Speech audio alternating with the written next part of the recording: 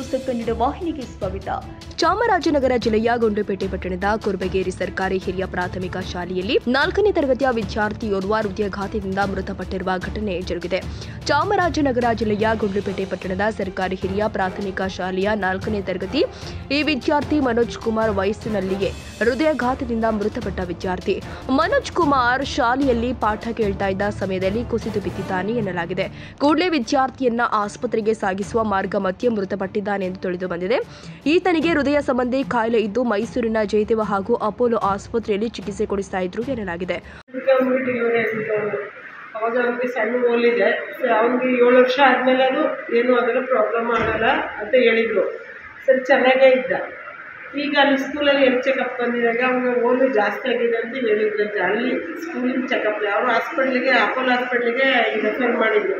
ಅಲ್ಲೇ ಹೋಗಿ ಟ್ರೀಟ್ಮೆಂಟ್ ತಗೋತಾ ಇದ್ದ. ಅವನು ಮೊನ್ನೆನೂ ನೋವು ಅಂದಿದ್ದಾನೆ, ಆಗಲೂ ಮಾತ್ರ ನುಂಗವನೆ. ಈಗ ಸಡನ್ಲಿ ಬೆಳಗ್ಗೆ ಸ್ಕೂಲಲ್ಲಿ ತಲಸಿಟ್ಟು ಬಂದಿದ್ದಾನೆ. ಮೂಲತಃ ತಾಲೂಕಿನ ದೊಡ್ಡಹುಂಡಿ ಗ್ರಾಮದ ಲೇಟ್ ನಾಗರಾಜು ಹಾಗೂ ನಾಗರತ್ನ ಎಂಬುವರ ಪುತ್ರನಾದ ಮನೋಜ್ ಕುಮಾರ್ ದೊಡ್ಡಹುಂಡಿ ಗ್ರಾಮದಲ್ಲಿ 1 ಮತ್ತು 2ನೇ ತರಗತಿ ವ್ಯಾಸಂಗ ಮಾಡಿ 3ನೇ ತರಗತಿಗೆ ಪಟ್ಟಣದ ಕುರುಬಗೇರಿ ಹಿರಿಯ ಪ್ರಾಥಮಿಕ ಶಾಲೆಗೆ ದಾಖಲಾಗಿ 4ನೇ ತರಗತಿ ವ್ಯಾಸಂಗ ಮಾಡ್ತಾ ಇದ್ದ. ಮೃತನ ತಾಯಿ ಕೂಲಿ ಕೆಲಸ ಮಾಡಿಕೊಂಡು ಜೀವನ ನಡೆಸ್ತಾ ಇದ್ರು ಎಂದು ತಿಳಿದು ಬಂದಿದೆ.